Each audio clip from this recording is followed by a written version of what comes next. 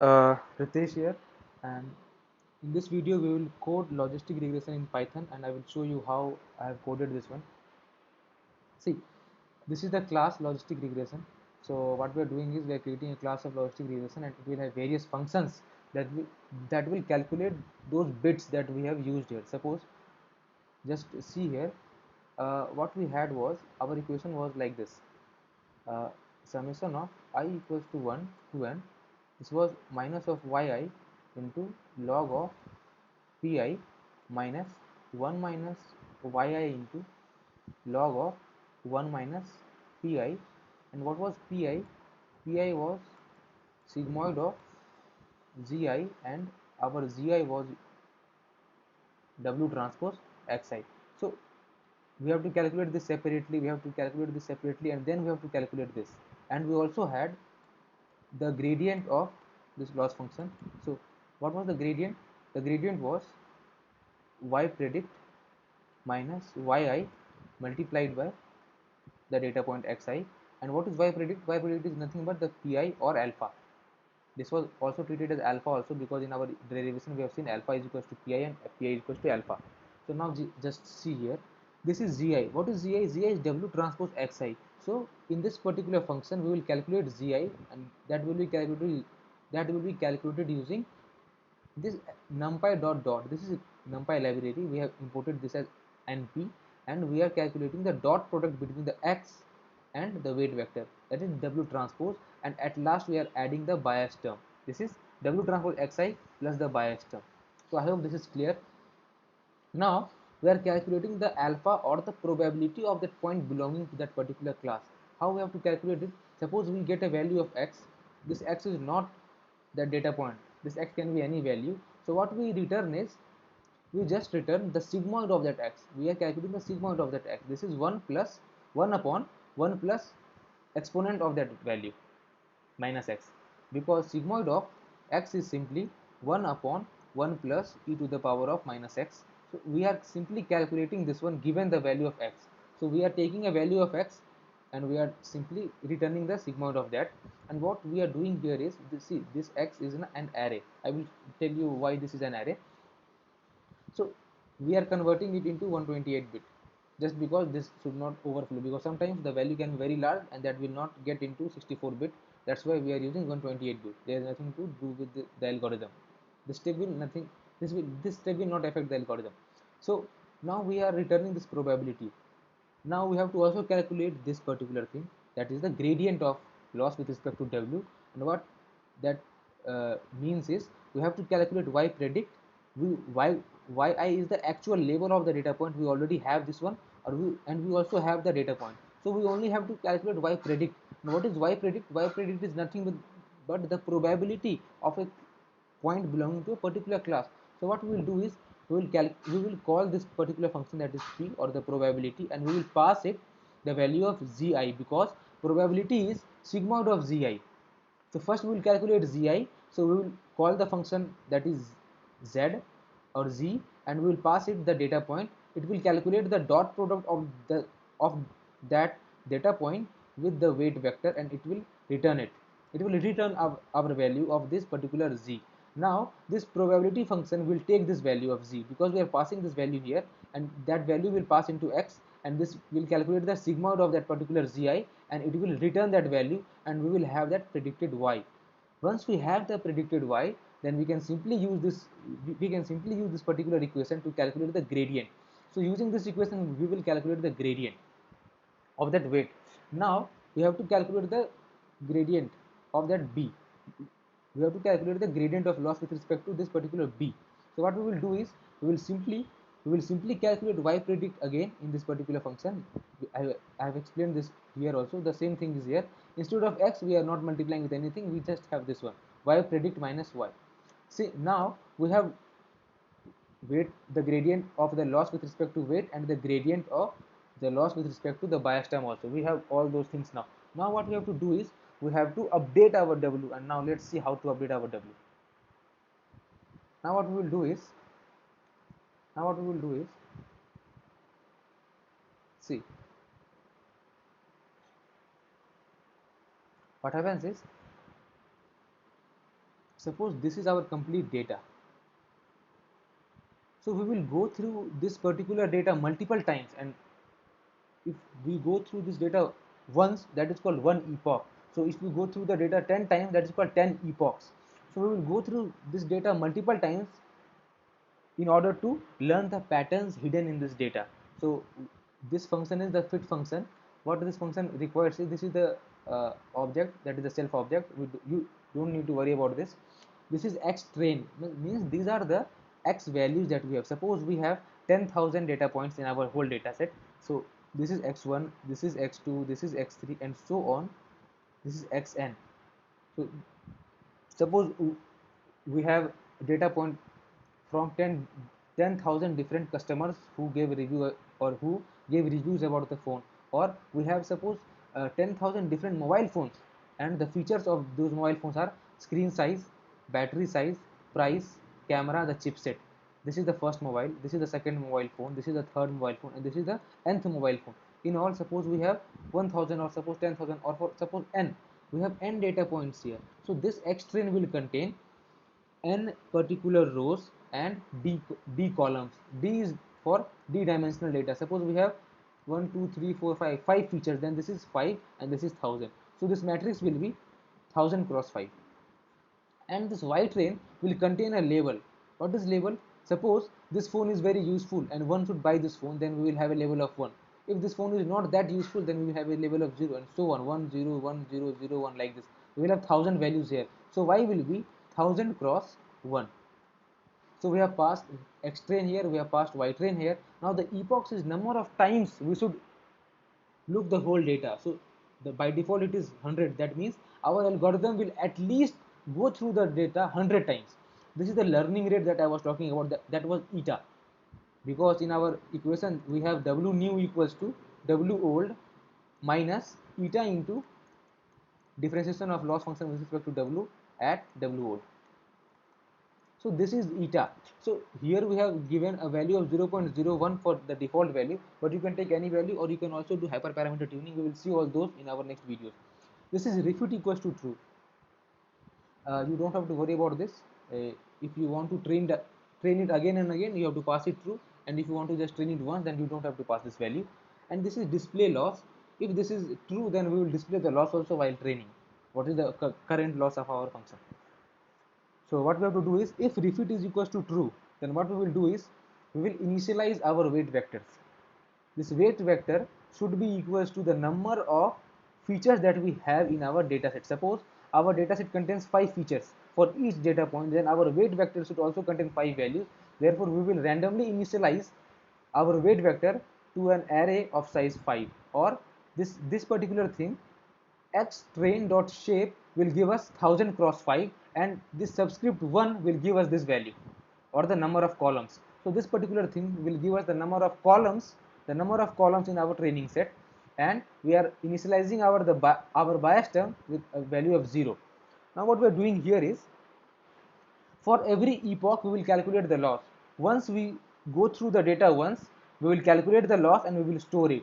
We will again go through the whole data, we will calculate the loss and we will store it. So for 100 epochs we will store the loss 100 times, because at the end of every epoch we will see how our model was performing at the end of that epoch. Once our model trains on the whole data, we will calculate the loss and we will store it. So this is for that one. Now what we have to do is, we have to go through the data one by one, one by one, one by one, and we have to calculate the gradient for every data point. For example, just see here. Suppose, just see here. We have to initialize the gradient, because in each epoch we will calculate gradient once. So this is the first epoch. For I in range of epochs, you don't have to worry about this. This is for demonstration purpose, or for the visual purpose, where we can see that how much we have progressed. This TQDM notebook is used to see how much we have progressed in our loop, or how many loops we have done in total till now. This range function will start from 0 and will go till epochs -1. Therefore, for 100 epochs it will go from 0 to 99. So in first epoch, in every epoch we will calculate the gradient. So when the epoch starts, we initialize, sorry for the fumble, we initialize the weight, the gradient of the weight to 0 and the gradient of the bias to 0. Now what we do is we will take each point from our training set. This zip, what this zip function does is, suppose we have our, this is x train and this is our y train, this is our y train, and suppose this is 1000 cross 5 and this is 1000 cross 1. What this zip will do is, this will take one value from this x train and this will take one value from this, and it will assign to x and y. So this first row will be assigned to x and this first row will be assigned to y. Now what we will do is, we will calculate the gradient for the first x and y. So what will happen is, when we will call the gradient, what will happen is, we will calculate y predict minus y multiplied by this particular x, we will multiply it with this particular x. What is y predict? Y predict will be a value between 0 to 1, and this is y. Y will be the actual label that we are having. This can be either 0 or 1. So this value will be between 0 and 1 always. This value will be between, this can be between -1 and 1 also, because sometimes y predict can be 0 and y can be 1, so 0 minus 1 can be -1. So this value will lie between -1 and 1, and we will multiply this with x. Now you might ask me that this x is an array and this is a particular value. How we can multiply a value or a magnitude or a simple number with an array?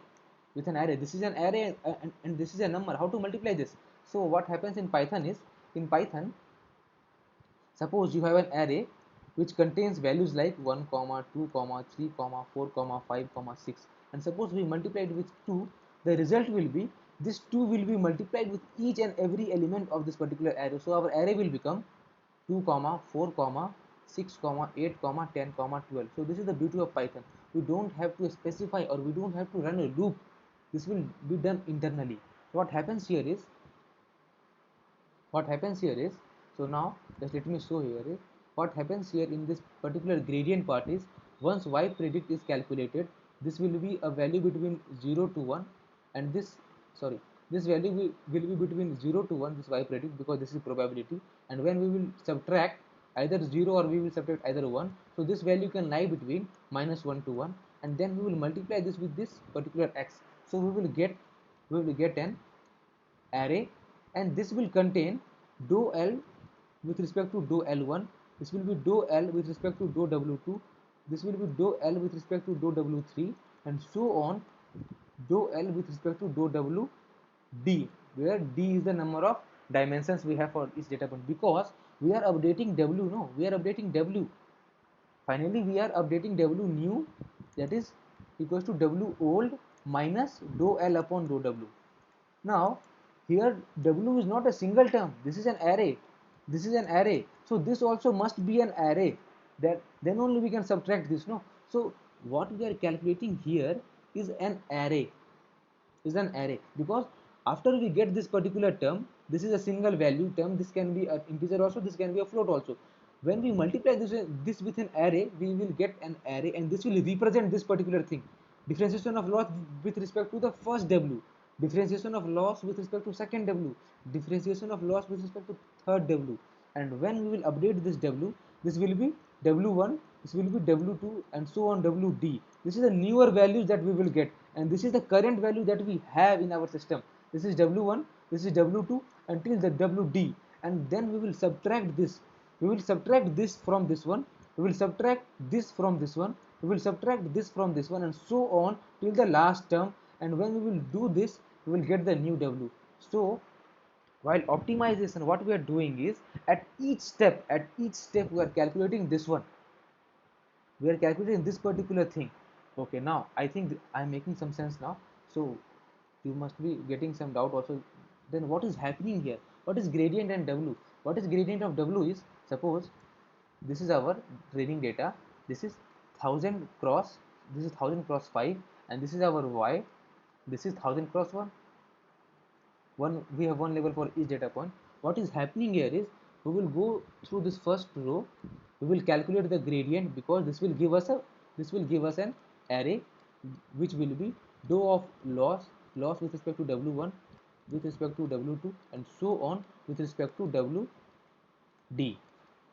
So for this row we calculated this one. For second row also we will calculate this one and we will add this. So what will happen is we will be adding this value to this value, dou L upon dou W1 for this particular row. So for every row we will calculate this and we will keep on adding these things, and at the end of this particular loop, this gradient W will be an array which will contain the gradient calculated for each point, so this particular column will be dou L upon dou W1 for each of the points. This will be dou L upon dou W2 for each of the points. So this will be dou L upon dou W1 for all the points. This will be dou L upon dou W2 for all the points, and so on till dou dou L upon dou WD. So at the end of this epoch we will have the gradient of W for this whole training set. Similarly for gradient B also same thing will be done, except that we will not multiply with this because we are not multiplying. We just see here, since we are not multiplying since we are not multiplying this particular thing with x, we will not get an array here because we are only updating a single b. So we also must get a single value, then only we can update. No, see, this is single value, this is not an array. So b new should be b old minus a single value, that is y predict minus y. This is a single value, this will lie between -1 and 1, and this is also a single value. We have initialized with 0. This is a single value, so we need not have an array here. So I think it is very clear now. So what we will do now is, after after one epoch, which means after we saw this complete training set once, we will get this gradient, and we will the gradient of loss with respect to W and the gradient of loss with respect to B. What we will do is, then we will update our W. This W will be, see, this was what I was talking. This is the older W.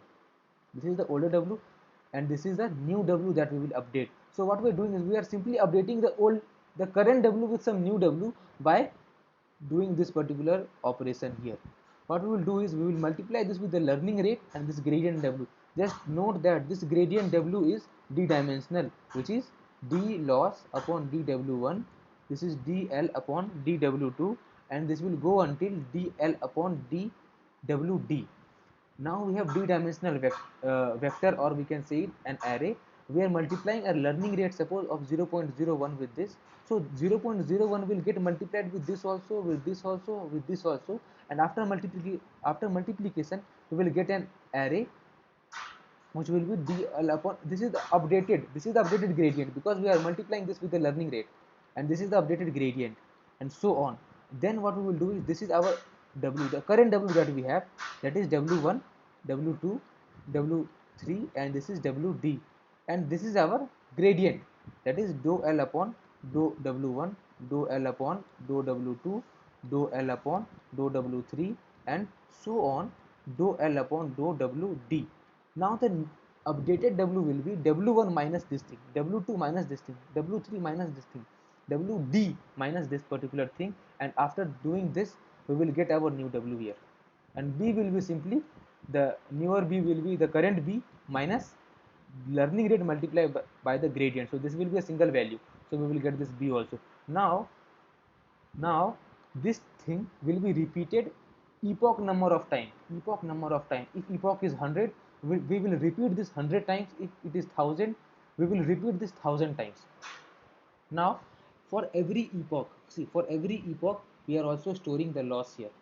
What we are doing is, we are predicting this y, we are passing the whole x train, we are calculating the loss, that is log loss. What is log loss? Log loss is nothing that but this same equation that we have been talking about since now, because the loss function of logistic regression is called log loss. That's why the name is logistic regression. This is log of 1 minus pi. This is log loss. So this is what we are calculating here. This is y train and this is y predict. Y train means this is the actual yi, and this is the predicted yi. What is this? This is pi. This is pi for every data point, because in our case we have suppose 1000 data points, then this y predict will contain 1000 values. This is p1, this is p2, this is p3, and this is p1000 for 1000 data point. And this yi is, this is the actual value, that will be 0 or 1, and this will also vary from, this is y1, this is y2, and this will go until y1000. So once we have this particular vector, we can simply calculate log loss. So this will be stored at the end of epoch every epoch. Now we will simply display it here. This function will display here. This plt.plot loss. This loss uh, is a list or an array. You can also say it in vague term, but to be specific, this is a list, and this is the x label, this is the y label, and we are simply calling show function, and this will print that graph. And this is the predict function. What this will do is, this will take this will take an this will take a matrix. What will be the matrix? There will be d number of rows and there will be n number of columns. What we are doing is, we are taking x in x train, means we are taking every row once in the loop. So we will take this row one by one. We will predict this. How to predict?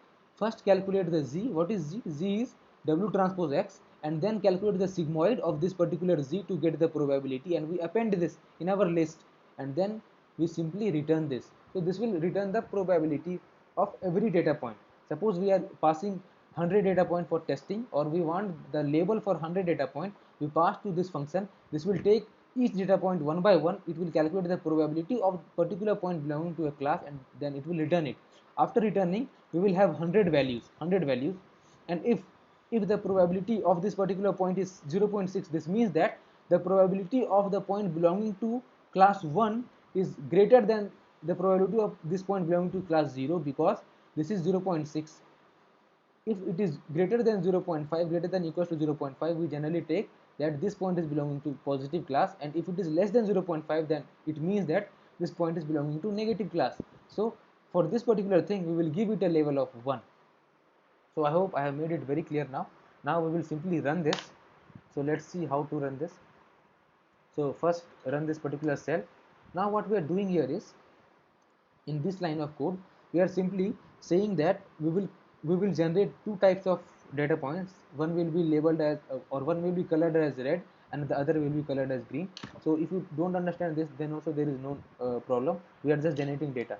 So we are generating 1500 samples, and the centers means how many types of classes, how many classes of points you need. So for this particular case, we are only doing binary classification. Therefore we are passing a value of 2 for centers, which will give us two types of data points, and the number of features is 2, which means that each data point, every data point, suppose this is our whole set, suppose this is our whole training set, so this will contain only two values, that is x1 and x2, x1 and x2 for every data point. Suppose this is a whole x1, this is x2, and this is xn. So for every data point we have only two features. This is what this means, and the random state is there. Now what we will do is, we will simply generate the data. We will simply generate the data, and now the data is generated. The data is generated. Okay. Now we will plot this. You can see this is the plot. This is class 1 and this is class 2. Now what should happen is, after training, our ideal boundary should be along this particular line, If our boundary is along this particular line, then that will mean that our model has learned properly to classify these particular points. So let's see how our model learns. So these are the labels. So these are the labels. Okay. Now what we will do is, we will split our data. What we will do is, we will split our data into train and test. What we are doing is, 20% of the data we are keeping for testing, and the 80% of the data we will use it to train our model. So once we split, we will get 1200 data for training and 300 for testing. So now what we will do is, we will initialize this. What we are doing here is, this is the class. So we are instantiating the class, and we are creating an object. Once the object has been created, we will call a function and we will pass the training set, the X train, the Y train, this will contain the labels. We are passing the number of epochs for which we are training. We are passing the learning rate, and we are passing the display loss equals to true. So once we start training, this is training, and this is the use of TQDM. We can see the progress of our loop in real time. Once this is train, this will plot our loss also. You can see that once the number of epochs increases, the loss keeps on decreasing, and suddenly it increases, and then again it keeps on decreasing, and now this is not increasing, which means that we don't need to train our model further. Now what we will do is we will use our model to predict the X train also, since we have our Y train. See, we have our Y train, and we have our Y test. This contains the actual label of the data, and this contains the actual label of our data. What we will do is we will try to predict the labels that model says for X train. See, we have trained the model on X train only, but we will also see how the model has learned the patterns from X train. So we will use our model to predict the label of X train, and we will also use our model to predict the label of the validation set or the test set we have, and then we will see how our model has performed. So what this line does is, if the predicted value is greater than equals to 0.5, we will give it a value of 1, else we will give it a value of 0. The same here that I have explained you earlier. So after doing this, what we had was our training accuracy is 96% and our validation accuracy is 95%. This means that our model has not overfit, because if the model had overfitted, then what would happen was this would have been very high and this would have been very low, because the model may have learned patterns so tightly from our train that that model is failing on our test set. So here this is not that case. So what we'll do is, now we will print the points, and we will see how our decision boundary has been selected. So what will happen here is, so just let's print here. So what this plot will show you is, if the circles are small, if the dot is small, that means that that point has been classified properly, and if the points or if the dots are very large in size, that means that our data point has not been correctly classified. These are the larger dots. This means that our decision boundary is something here, or you can see that this is something here, close to here, close to here. How I can how I can tell this is, because see, above this line the red point should be there, below this line green point should be there, but below this line there are some red points. That's why they are uh, that's why the dot are larger in size. This denotes that this point is below the line and they have not been correctly classified. So our decision boundary is here and we are very close to our optimal answer. So now let's see what happens with the test set. So in the test set you can see that most of the points are correctly classified, and we can see that I think the decision boundary is here, I think something here, near to here. So what happens is, these points are not correctly classified, these points are not correctly classified, and these points are correctly classified. So you can see that our model is performing very well, and it is performing as we have thought. So with this I will end this video. I know this video was a bit longer because I wanted to explain each and every line of the code by giving you by relating this particular line of code with the formulation or the equation that we have derived. That's why it took a very long time, but I think this must be worth the time that we are investing in this. And I think I have made my point very clear, and I have made you understand how logistic regression works and how we can code it. So thanks for watching this video, and if you are getting what I'm teaching here, and if you are enjoying this, then please do like and subscribe my channel for further videos, because in next videos I will be taking up real world problems and we will be solving it using logistic regression. So thanks for watching this video. I will see you in my next videos.